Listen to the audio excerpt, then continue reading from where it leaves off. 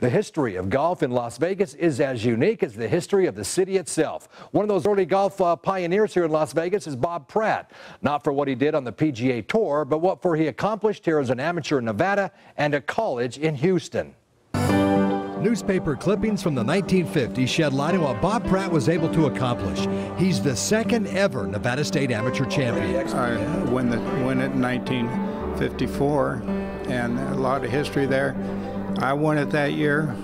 Arnold Palmer won the U.S. Amateur that year. After Bob won the State Am, he left for Houston, where he played for the Cougars, winning 3 national championships. And actually set the all-time record in 1958 for the lowest score ever shot, team score.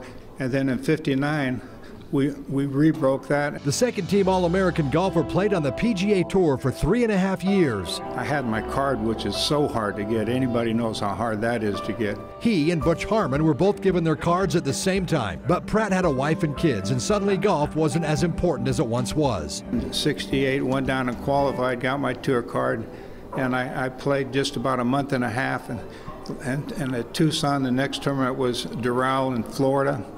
And I said, you know what, I don't feel right. I got 5 kids at home. So he returned to Las Vegas and got a job dealing cards at the Sands. He's been here ever since. Doesn't play much golf anymore. His mind isn't as sharp and Pratt's eyesight is dimming. But some things you never lose.